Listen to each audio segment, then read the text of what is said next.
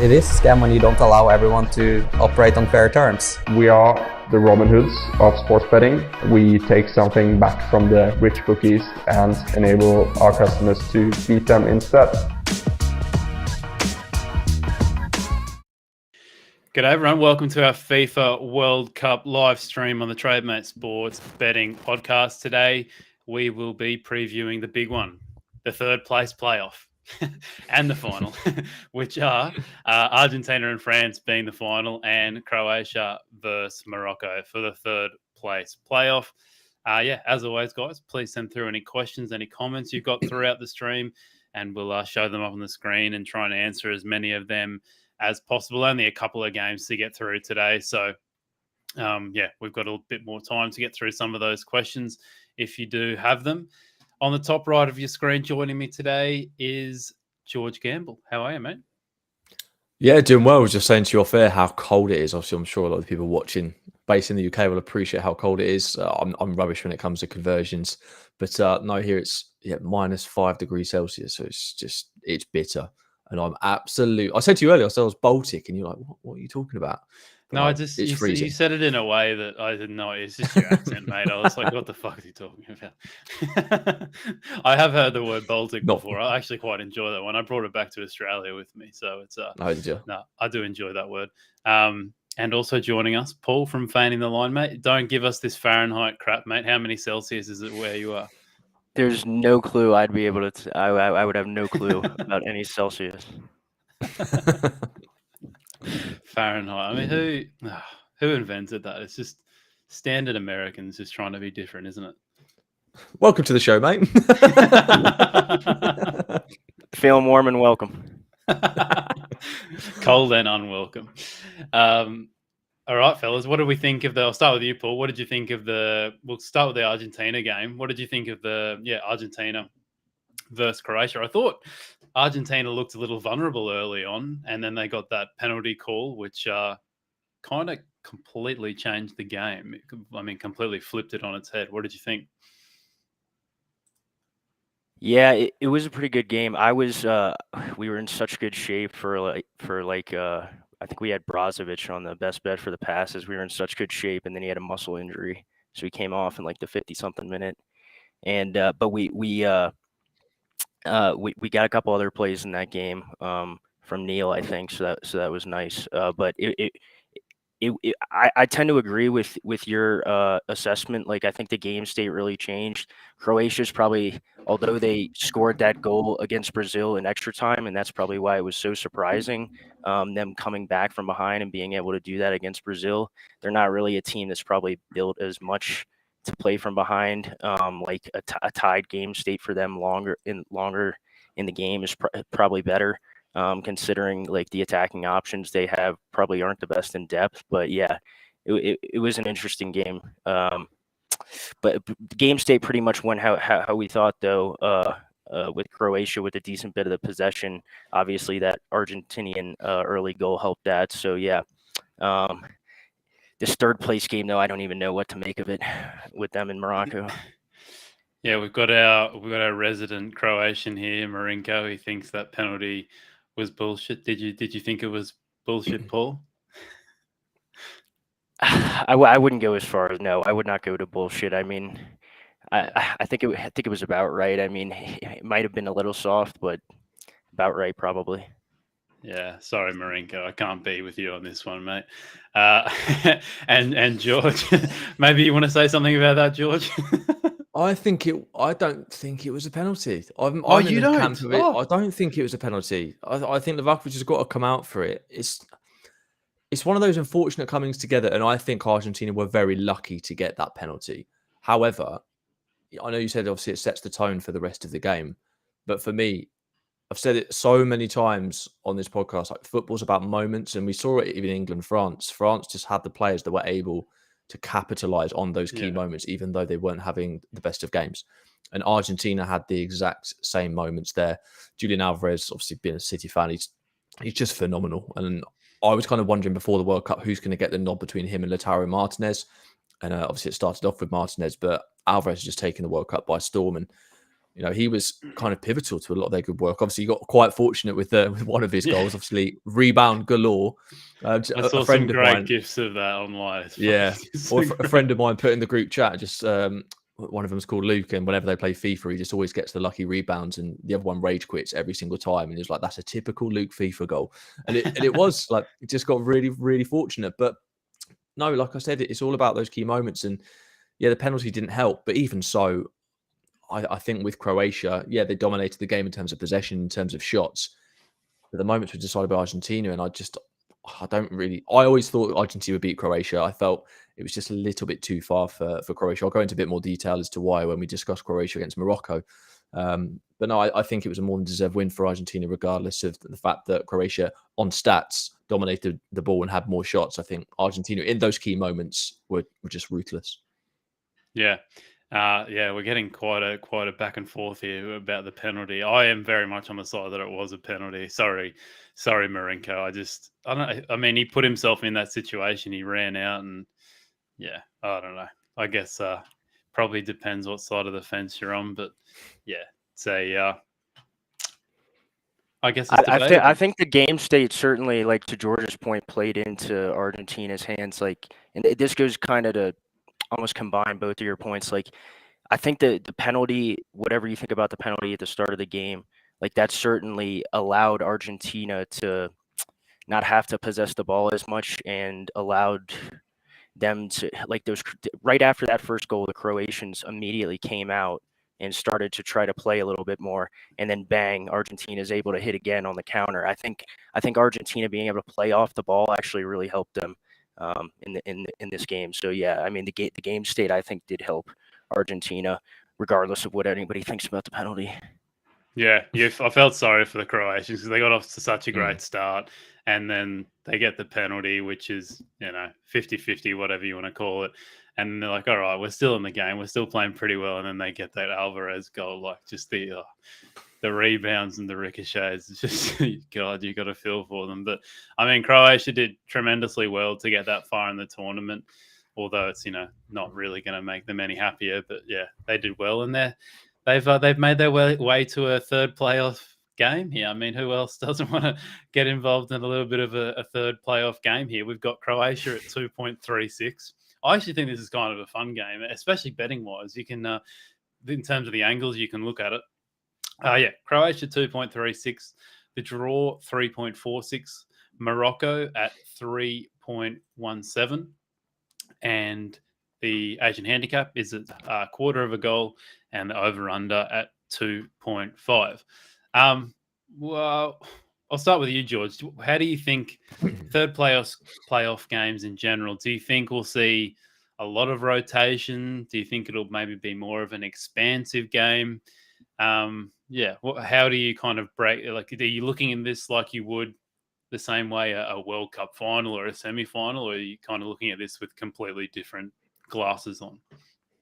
Oh yeah, for me it's completely different. Obviously they've both got to get over that, the difficulties and coming to terms with the setback and the realization that they were so close to coming to a World Cup final, but haven't quite made it. And that's a difficult thing to get over psychologically. But down the years, this has been quite a fun game. I think 10 of the last 11 of the third and fourth place playoff have seen over 2.5 goals, and plenty of them have had more. I think the exception was Belgium's 2-0 win over England in Russia 4 years ago. So they're notoriously quite fun fixtures. But kind of looking at it, I mean, I felt for both of these sides, but I also felt it was kind of inevitable. You look at Morocco; they've deserved huge credit for what they've done and their performances. To have beaten Belgium, Spain, and Portugal on their way to the last four, that takes some doing. But yeah, like I said, I think both of them are going to be quite downbeat. And obviously these two played a 0-0 draw in the group stages, so there's quite a lot of different ways that you can look at this game. Both of them played really well, but the biggest issue I have with the pair of them is they've got such small squads. You look at Croatia, they've got, obviously Morocco as well, they've essentially got the same nucleus of players starting every single match. So for me, it's only a matter of time before it caught up with them, and exacerbated by the fact that between them, 3 knockout matches went the distance. It's just not sustainable. You can't keep doing that. You look at Croatia's squad, they've used 18 players so far this tournament, but 3 of those have seen fewer than 75 minutes of action. So to be just relying on 15 players, it's not manageable for me. And for me, I think it's remarkable they got as far as they did. Prior to the match against France for Morocco, they'd only conceded 1 goal, and that came against Canada. So yeah, like I said, I think they deserve huge recognition for their performances. They did impress me. I just think it was a little bit too much for them in the end. And my other concern with this one, I did originally like the look of over 2.5 goals here, but neither of them are exactly prolific. And looking at both of them throughout this tournament, they tended to have thrived when they're playing against opposition that are trying to play on the front foot. You look at Morocco against Portugal, they were just able to pick their moments well.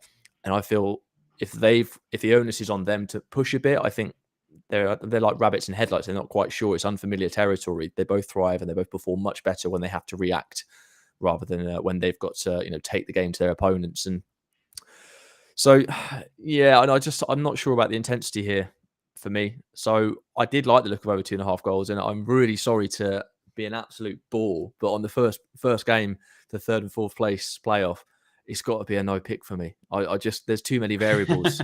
There's too many for me to be confident in an actual pick. But it should be a fun game, and I'll certainly be watching it. But yeah, I couldn't back anything confidently. Yeah. What about you, Paul? Do you think we might see some rotation? I mean, like George said, they've well and truly used their, starting 11, 15 kind of players. Do you think that we might see some of the other guys in the squad get a go here, considering that, I mean, I don't know, if my team, if Australia was playing for a 3rd place, like I really wouldn't care if they won or not. Yeah, the first thing I've got written down here is most likely a lineup check for me. Like I alluded to some of this earlier with Brozovic. Like he has that muscle injury, so he'll probably be out. That can affect some things from Croatian perspective. The other mids have played essentially the whole tournament. Modric was off a bit, and Kovacic was off a bit for like the last 15, 20 minutes of a couple games when they left Brozovic out there. But I don't know exactly what Dalic would be thinking there. So it's not one for me to get involved in before that happens on like a liquid market handicap or anything like that. Like the Moroccan defenders are all question marks. Aguerd Saiss was a sub in 20 minutes last game. Aguerd's been carrying a knock. Both the fullbacks, Hakimi and Mesraoui, have been carrying knocks. So it's just not one I could get involved with either on liquid markets. Just to think about it a little bit though, like for those that are looking to play this game. So like over 2.5 was at 2.27 in the last game. And to George's point, it's shortened up to over 2.5 at 1.95. And that's mainly, I think, because of the game state of that 3rd place game, that once you get like one or two, like it can get very loose in those type of games. So that's might be something to look at. The Croatians are again minus a quarter at 1.94 was last game, and now they're at 2.02. So not too much of a move there. But I do have one on the props here. We were unlucky last time. I tipped up Salem Amala for the tackles, and he didn't start, so the bet was void. And then he came on, and he had 3 tackles in like 20-minute span of like 20 minutes. And yeah, I had tipped up like the whole ladder.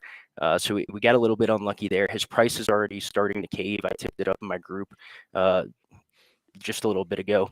But I'm going to go 2+ tackles again for the standard Liège midfielder. It was at 2.67 at 365. Now at the offshores, you can get 2.3 still. I really like that.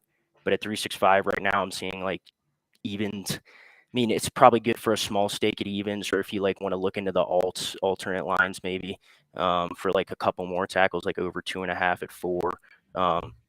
At the offshores, you've got over 2.5 at 5. So I like him for a couple tackles. Anything above evens, probably you can take a little nibble at the 2+ tackles and ladder it up. 37 tackles in the last head-to-head, so there's definitely opportunity there. 34 tackles is the main line in this match. He also had 3 tackles, not only in that France game last match where he didn't start, but he also had 3 tackles last game against the Croatians. Probably a lot of dangling balls, loose balls, players trying to dribble, things like that in a 3rd place game, I would imagine. So I kind of like it in the narrative way too. And there's just good comps. If you look at the players, midfielders against Croatia, more than half of them have more than half of them have hit in this World Cup. So he gets in a lot of ground duels, and I fancy Amala for the tackles. Yep. All right. Good stuff, mate. We'll lock those in, and yeah, for myself, I've already bet over 2.5 goal. I think we'll just historically a game where there's lots of goals, and I think it just takes one early goal. I think kind of all the changes too that potentially could happen could open up things a bit more, like especially for Morocco, like they've been known for their defensive wall. You take out a few guys potentially, and it could really break down their system a bit more. And we saw that they can play with the ball at their feet too against France. They look tremendous, especially at the start of the second half. Sorry. So I think, if either team goes up one goal, I think it could really open things up, and we could get quite an entertaining game. So yeah, I wouldn't steer anyone off over 2.5 goals. I just think, as George said, historically, I don't know, what was the stat of how many times it goes over 2.5 goals? I believe 10 of the last. I'm pretty sure it's 10 of the last 11 of these fixtures have gone over, with the exception being the last one when Belgium beat England 2-0. Yeah. So yeah, I mean, people might say that's a bit of an anomaly, but I think it kind of lends itself to the game. Not really not the most important game, you could say. So yeah, all right, let's go to the big one, the final: Argentina versus France. Argentina at 2.84. The draw at 3.09, and France at 2.85, literally a 50-50 match, which is, you never really ever see this in anything, let alone a World Cup final. Over-unders at 2.0. I think both teams, as we've talked about, showed their frailties in the semi-finals, especially France, probably. Morocco knocking on their door the whole second half, basically. I think they were pretty lucky not to concede at least one goal. And yeah, as we said, Argentina rode their luck a little bit in the first half versus Croatia. I'll start with you, Paul. From a tactical standpoint, how do you see this game playing out? I don't think either team really, especially France, have like this defined style that you're going to get from them every game. So how do you think it'll play out in terms of who might dominate possession and where it plays out on the pitch? Yeah, the possession, I think, is more of a toss-up, and it's more because of the game state. And the reason I say is it's a toss-up is because I like the goals here. Probably not like the most popular pick for a finals match, things like that. But when you look at the attacking talent on display for both these sides, and you look at probably how vulnerable both the defenses can look at certain stages in this World Cup, I like the over 2 at 1.86. That's my main liquid play on this game. If you wanted to have a little nibble at over 2.75 at 2.97, I wouldn't probably stray anyone away from that either. And the reason for me is I think one goal probably cracks this thing open. Neither team is the team that will probably just sit back and take it if one goal goes in from the other team. So in the possession terms, it's just for me, whoever scores first is gonna have less possession. That in terms of the possession and how the game state's gonna flow. But for me, with the attack, Mbappe, Giroud, all the guys that France can bring off the bench, Dembele, Messi, everybody knows these guys. I see 2 goals in this game minimum for a push there at 1.86. I personally rate France a little bit better than Argentina, and I went through the comps actually for both of these teams in the semifinal preview, so you can look back at that and kind of see where the comps are. But just based on my ratings of the players and the comps, I have France a little bit better. So if you want to look at a 1.95 at Pinnacle, I wouldn't get any. For draw no bet, I assume you mean? Yeah. 0 draw no bet. At whatever, I think Pinnacle was at 1.95 last I looked. Yeah, they're at 1.95. I couldn't stray anybody away from that one either. But yeah, my main bet here on the liquid markets would be the goals. And then if you want a smaller bet on the liquid markets, I could also endorse France 0 at 1.95. And like if you want to get like risky, like if you're going over 2.75 at 2.97 for a little tickle, like France has won, I think with their first team, they've won like 3 of 4 or 4 of 5 first halves now in this tournament. So France first half at 3.88. I mean, if you want a little tickle at that too. I've got some props for this one, but I'm super interested to hear what you guys think on the liquid markets, because I really like the goals here. Yeah, I'll throw it over to you, George. What are you thinking, mate? Are you going to, as Paul would say, are you going to have a little tickle anywhere, mate?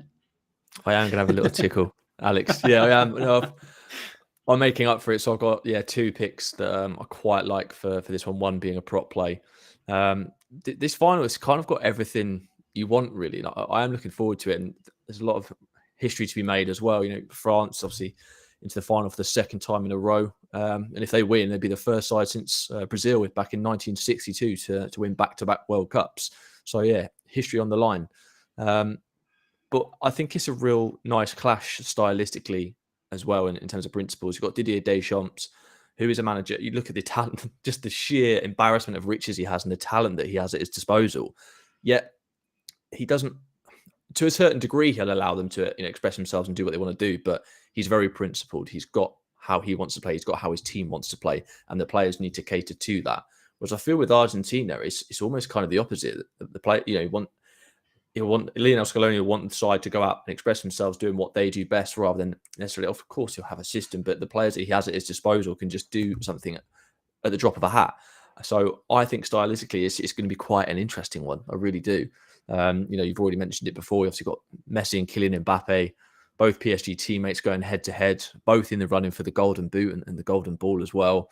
And that's neck and neck. I think that in terms of goals scored, they both scored 5, but Lionel Messi's got 1 more assist. And if somehow this ends and Mbappe does get that assist, I think I saw somewhere it goes down to minutes played, and whoever's played the least minutes will win the Golden Boot. That's how it works. It's incredibly tight. I thought that wouldn't the fairest way to do? I know people are probably going to hate me because they love Messi, but maybe non-penalty goals would taking out all the penalty goals and going that way, because I mean it's you can't do that though, because then that's like saying penalties don't count. Like, of course they count. Yeah, but they're a lot easier to score, aren't they, than an open play goal. I'm sure it's in your man Tim Cahill used to love a penalty. Would you be taking those away? Mate, on the head every day of the week. Come on, don't reduce him to a penalty. But yeah, I mean, kind of going back to this one, I do have this more around 50-50. I know you sort of said you slightly favour France. I really do think it's 50-50. And so for me, there's no value in backing either of them to lift the trophy outright. I saw that at best price for around 10 to 11 or 1.91. So there's no value in that for me. There's been rumours as well, which is slightly concerning, whether it, it kind of impacts this game or not, we'll see. But Adrien Rabiot, Dio Upamecano, Kingsley Coman have apparently been unwell in the lead up to this.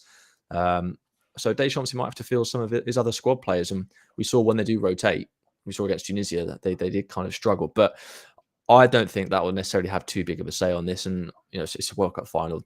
The best players are going to be available, aren't they? So, but no, in terms of my picks, the prop play I quite like. It's a bit of a peculiar one. But it's actually going on team offsides. And I was so surprised to see Argentina offsides, 2+ Argentina offsides at 8 to 11. It was priced at 8 to 13 on Unibet, and I think lower everywhere else. But they've been caught offside at least twice in 4 of their 6 matches, and they do like to exploit space in behind.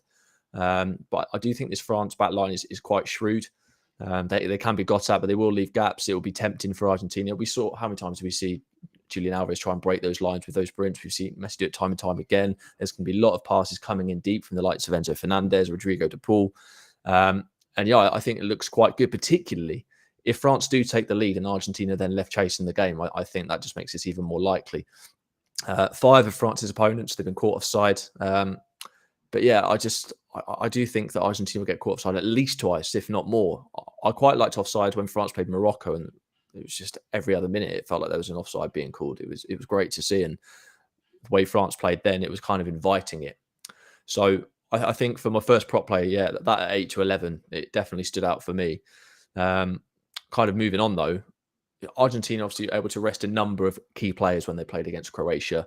I know they conceded twice against the Netherlands late. We all remember that. But they did make a number of changes to key personnel prior to those 2 goals going in. And I think a lot of people overlook the likes of Rodrigo de Paul, Fernandez, and just how important they are to that side.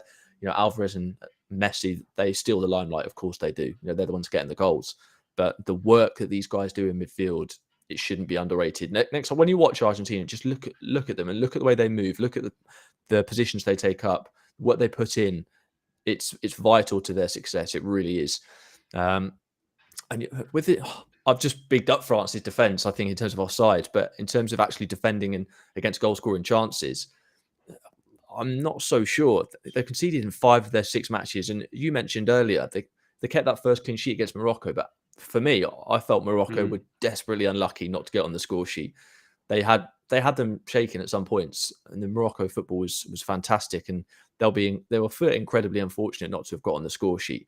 But now they're coming up against Argentina with the likes of Lionel Messi and Julian Alvarez. It's a whole different kettle of fish. And yes, it will be a tense match, but we've got 2 of the best attackers in world football on show, and obviously with the other players around them as well. And I just think both sides have got what it takes to get on the score sheet. And obviously, it's the biggest football match on the planet. And similar to what you said earlier, backing goals can always be a bit risky in a final. But I do just feel the way that I'm expecting these 2 teams to line up, the way I'm expecting to play out, I think getting over even money on both teams to hit the back of the net is value. And 21-20 on Unibet for both teams to slot, it seemed like a good pick to me. Yeah, I agreed with what kind of Paul said too. With I feel like once one team scores, the game could really open up, because I think both these teams have shown. Argentina, when they've been up, when they were up 2-0 against both Australia and Netherlands, they didn't look very solid in a low block. And then on the other hand, France, I don't know. I mean, this is just it's typical Didier Deschamps, like to be up 1-0 against Morocco and like looking good, like not really threatened at all in the first half, and then come out in the second half and sit back. It was just like, and they didn't look great. I mean, Morocco should have scored. They essentially invited Morocco into that game. So yeah, no, I like that. I like the angle from both of you there. I think there's a good chance that one goal goes in. It feels like very much like a 0-0 or like an over, 2.5 kind of. Yeah. If it's either going to finish 0-0, or I feel like if there's one goal, there could be quite a few. I just think there's going to be a number of battles here. Obviously, you look from a France perspective, they're going to have to contain those runs. They're going to have to contain the likes of Messi and his creativity and make sure he's not allowed any space. But then from Argentina's perspective, they need to keep Kylian Mbappe quiet, which is a task in itself. But Antoine Griezmann has been another level this tournament. He's against Morocco, he was absolutely everywhere. The positions he picks up. So there's so many different little battles in this match. It just feels like if one player switches off, that could be it. That could be that moment. So yeah, for me, I do think there could be for me, at least a couple of goals, but I just think both teams will find a way of hitting the back of the net. I think at least they'll create a number of chances against one another. So yeah, I'd have this probably priced maybe even at around 10-11. So above evens for me, it represents some value, and I really like that pick. Yeah. Do you see, Paul, any matchups around the park that either team could exploit? I mean, there's like the classic, Mbappe versus whoever the right back is or whatever. But do you, like, I look at like the midfield battle and the France's attack versus Argentina's defense, etc., etc. Like, I can't really think of any places on the pitch where there seems to be like a huge edge for anyone, other than like if like Mbappe got isolated with Otamendi or something like that. That's the only one I could really think of. Yeah, if I was Deschamps, I'd be trying to like almost invert the wingers here and get them in behind the center backs. Is where I'd be trying to get them from the outside to in behind the center backs, almost like that like Tim Weah did for that USA goal when against Wales when Christian Pulisic had the through ball, where the attacker comes from the side and he's just almost running across the back line to try to test the pace of the center backs. I'd say that's probably your best bet. Yeah, if you're getting like Mbappe or Dembele like in behind, running running in behind an Otamendi, like, yeah, you're going to have an advantage, or even a Romero, you're going to have an advantage there, in my opinion. So, yeah, I mean, that's probably tactically the biggest advantage on the pitch, I'd say, just probably the pace. But then again, if Deschamps doesn't have them playing that way and Giroud's in the middle, I think they could probably, I mean, I could come back to eat my words here, but I think those center backs would probably have a better time dealing with somebody of Giroud's style than that pace if they ended up getting caught one-on-one. So it really just depends how, like, tactically Deschamps wants to play that. So it's just more of a guessing game. But in terms of tactical advantages, like for our props, I've got a couple here on the players. Di Maria has been like a sub in the past few games. If you happen to get a start here, I love the under 35.5 passes currently available at Bet365.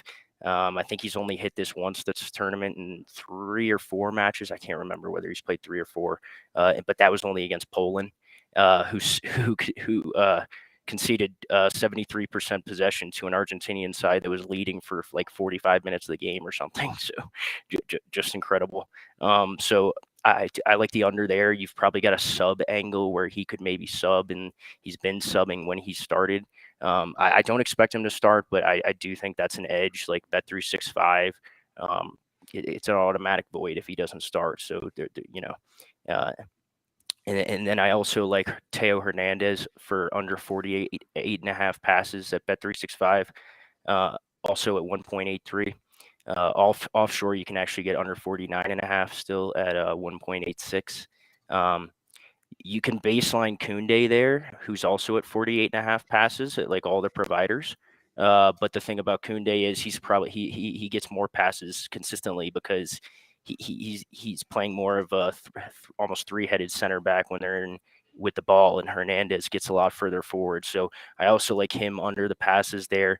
It's great comps against the Argentinians for left backs passes. He's so high up the pitch that I just think that's a real tactical advantage, especially obviously if France score first and have less of the possession. The other one I like, though, for this game on the total tackles market, over 34.5 at Bet365 at 1.83. You can shop around a little bit there. I'm not exactly sure where the other providers are priced, because that one just opened, pretty recently there at 365. But you could ladder that up for over 37.5 at 2.75 and over 43.5 at 8. Argentina has hit this line in 5 of their 6 matches in the World Cup, and France has hit this line in 3 of 6 matches in the World Cup. One of the reasons I really like the line is because I don't think the game state matters at all. No matter who goes in front, both teams are very good protagonists when it comes to creating the tackles. I just see everybody nipping in. You're going to have like Alvarez or Messi, sprinting out wide to create space for the Argentinians. And you can look at like Teo or the right back for France having a couple tackles, maybe if it's Koundé. And then similarly, you're going to have like Mbappe and Dembele running at the fullbacks for Argentina. You can see tackles there, but I can also see tackles in the middle of the park. So I really like this one, no matter who scores first. So yeah, I'd be going for the tackles line here also. All right. Good stuff. I love it, fellas. Either way, it's a very, very competitive match. Be interesting to see who lifts the cup, and there's all the narratives around Messi too. So I'm sure, I think if you were looking to back France, for example, I think you're probably maybe better off waiting a little bit, because I think that people could get sucked up with the whole Messi narrative, and you could potentially maybe get over evens on France as you get closer to game time. Most people I've heard, from kind of like see it 50-50, or they see like a slight edge for France. But we'll see. We'll see how it goes, fellas. It'll be a cracking game either way. We'll start with you first, George, for best bets, mate. What's your out of all the games over the weekend? What's your favorite? Ooh, well, I'm only going with one. I've only got one game I'm going with. Well, mate, there's the third place playoff. How'd you forget? Yeah, but I've got no picks for that. That'll be an enjoyable one, but I won't be having anything on it. And I wish you the best of luck with your over 2.5. However, Thanks, my best pick, I think I'll go with the prop play. 2+ Argentina offsides. I just think the runners they've got behind and potentially with how the game state could be, even if it is kind of, a very tight occasion initially, just think stylistically, I think Argentina could be primed for offsides, and them to get 2 or more at 8 to 11 on Sky Bet when they're priced much lower everywhere else. That presents a good bet for me. So yeah, I'll go with 2+ Argentina offsides. Love it, mate. And for you, Paul? It's funny, Alex. I was going to actually make your dreams come true and go for the third place playoff pick, but unfortunately, the Amala price, as I referenced, has dropped. Since we started recording. So I'm not going to. If it was still the 2.7, I would have put it up, but I'm not going to put it up for my best bet now. I'm going to do I'll go liquid market, one prop over 2 at 1.86. I'll take that one to the grave if it loses, but I like that one. And Teo Hernandez is going to be my other one for under 48.5, under 48.5 for the Europeans at 1.83. If you're in America or wherever else, you can get some offshores under 49.5 at 1.86. That's what I like for my best bets. Love it, mate. And I'll throw it over 2.5 for the third playoff game. I think it's 1.94 at the moment at Pinnacle. Not sure if you can get better elsewhere, but yeah, I think more often than not that'll land for us in the third place playoff. That's it, fellas. Thanks very much, everyone, for following along for the whole tournament. It's been tremendously challenging at times, especially during the group stage. It was very, very tiring, but the last couple of weeks have been quite enjoyable with the finals coming around. But thank you to everyone for listening and commenting throughout the streams. It's always good fun. It can be quite tiresome, as I just said, but mate, I'm going to get my violin out in a second. Are you all right? Are you okay? I'm never doing a live stream again after this. You should have heard the shit he was giving me the one day I called out. Well, I mean, it got so bad that at one point I did one by myself. I just can't believe that actually happened. That actually happened. I sat here and talked about the World Cup by myself for 30 minutes. I think my missus thought I was going insane, but should have got her on. Yeah. Should have much more better insight than I would. But yeah, most of all, thanks for George, Paul, Neil, Ryan, Tony. Appreciate you guys coming on so much. It's wouldn't be able to do it without you fellas. So thanks very much for your contributions, and I'm sure we'll see you all around once again for another World Cup or a Euros or whatever football comes on in the future. I'm sure we'll have you on. So yeah, thanks very much for your contributions, fellas. You can find George on Twitter at CGeorgeGamble, and you can find Paul at Feinting the Line. But any parting words, fellas, before we call it quits on the tournament? It's been real. Enjoyed it. Cheers, Alex. It's been great. Goals. Cheers for up the goals. Up the goals. There we go. Love it. All right. Thanks for listening, everyone. Please make sure you do a quick rate and review as always, and subscribe to us wherever you listen. If you're on the stream still listening to my ramble, give it a like. And if you're looking to implement some of the strategies we talked about today on the podcast, especially the value betting ones, start a free week trial of TradeMate Sports. Cheers, fellas, and we'll see you around soon. Cheers, guys.